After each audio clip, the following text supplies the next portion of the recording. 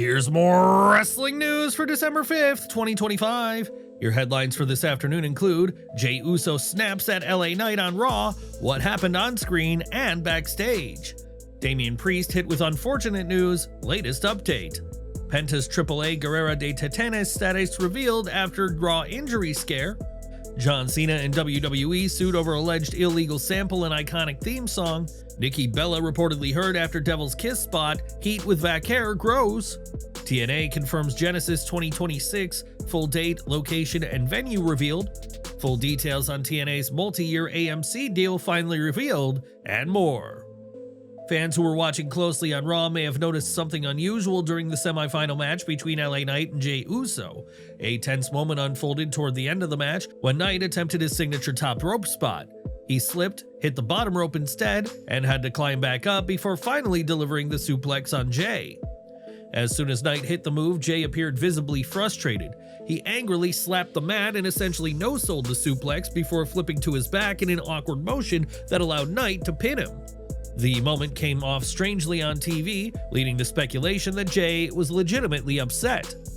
Now, dirt sheets are reporting that Jey actually landed awkwardly on the botched sequence and got hurt in the process, which may explain the reaction that fans interpreted as anger. Whether LA Knight was at fault or if it was simply a bad fall is still up for debate, but F4W Online has confirmed that there is no backstage heat between the two. Both men reportedly spoke after the match, and the situation was viewed as an in-ring mishap rather than a case of unprofessionalism or tension. It's not the first time a high-pressure tournament match has produced a rough landing, and WWE seems to be treating this one as exactly that, a mistake in the moment, nothing more. The focus now is on Jey's condition moving forward, and whether the awkward landing will have any impact on his availability in the coming weeks. There's growing concern among fans that Triple H may have quietly moved on from Damian Priest, a surprising shift considering he was World Heavyweight Champion not that long ago. His title reign was just last year, yet it already feels distant given how drastically his positioning on the card has changed since then.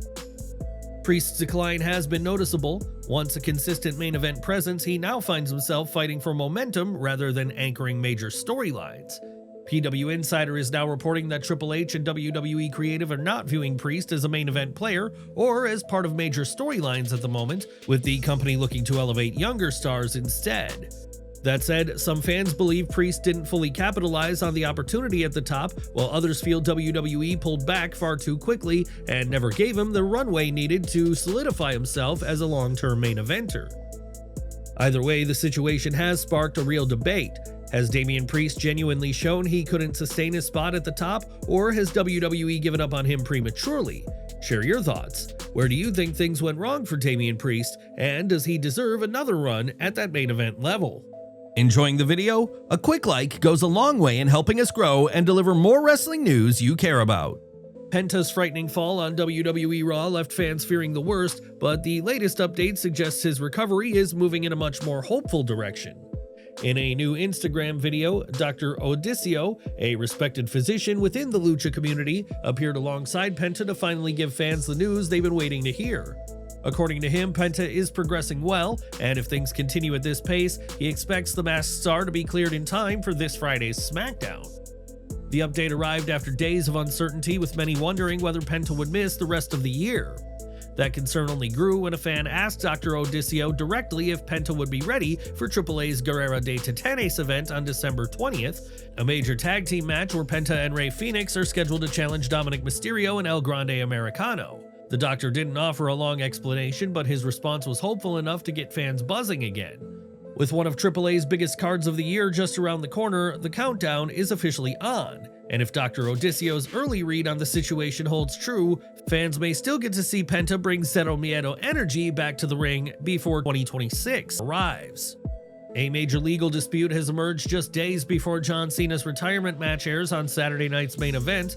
A new federal lawsuit is accusing WWE, TKO, Cena, and several others of lifting a copyrighted horn arrangement to create one of wrestling's most recognizable entrance themes, The Time Is Now. Filed Tuesday in the Southern District of New York, the complaint comes from Kim Schofield, daughter of Canadian bandleader Pete Schofield. She claims that the horns featured in Cena's theme were taken directly from her late father's 1974 instrumental cover of The Night the Lights Went Out in Georgia and used without a proper license. According to documents obtained by Post Wrestling, the complaint argues that the original Bobby Russell composition never included horns. Those parts were allegedly added by Pete Schofield himself. Schofield claims those specific horn elements, particularly the intro and outro, are the same ones producer Jacob Brian Dutton, sampled when creating Cena's track. The lawsuit also reveals that the Schofield family didn't even know about the alleged sampling until 2015, when a reporter brought it to their attention. 2 years later, they reached a settlement with WWE for $50,000, but now Kim Schofield is challenging the validity of that agreement, alleging WWE withheld key information about the long-term use of Cena's theme. One detail she highlights is a Toyota national ad campaign featuring the track, which reportedly aired just 2 days after the settlement was signed. Schofield claims WWE downplayed the value of the theme, rejected her request for writing credit, and allegedly called the request greedy and opportunistic. She's not only asking the court to invalidate the original settlement, she's also seeking damages exceeding $150,000. The complaint further claims WWE breached the settlement by releasing a 2019 version of the song called The Champ Is Here, which allegedly contains a re-recorded imitation of the same horn arrangement. To strengthen her case, Schofield registered 2 copyrights in 2024 and 2025, one for her father's musical arrangement covering the intro and outro, and another for the full 1974 recording. Both registrations appear in the U.S. Copyright Office's records. As of the filing date, none of the defendants had responded. Under federal rules, they typically have 21 days to reply once served, or up to 60 days if they agree to waive service. With Cena's farewell match just around the corner, this lawsuit arrives at a pivotal moment, and it brings new attention to one of the most iconic theme songs in wrestling history. Do you think Kim Schofield has a case? And should WWE have disclosed the Toyota campaign before settling? Share your thoughts below. We want to hear your take on this legal showdown. Nikki Bella didn't just take a loss at Survivor Series War Games, she took real damage, real impact, and a real reminder of how brutal a finisher can be when everything goes wrong. On the Nikki and Brie show, the WWE Hall of Famer opened up about what actually happened when Stephanie Vaquer hit her with the Devil's Kiss on the commentary desk, and the details show just how much punishment she absorbed. Nikki explained that she always tries to take her opponent's finisher the correct way, asking ahead of time how they prefer it done so the move looks as good as possible. But her commitment to selling Vaquer's finisher turned into a painful experience. Not only did she take 2 back-to-back versions of the move, she quickly learned why it has such a vicious reputation. For the Devil's Kiss, you're actually supposed to have your hands behind your back so it looks like you're really getting your face smashed, which I found out that night, you really do get your face smashed. She didn't sugarcoat the aftermath either. I ended up with 2 goose eggs on my forehead, my head's been on fire, and my nose too. Things didn't get easier once she rolled back into the ring.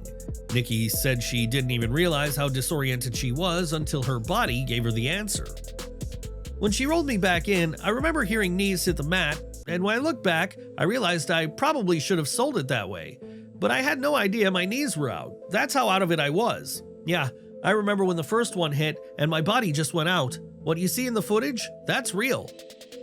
Despite the swelling, bruising, and the physical toll, Nikki says she's fine now, just carrying the battle scars that come with being a veteran in the business.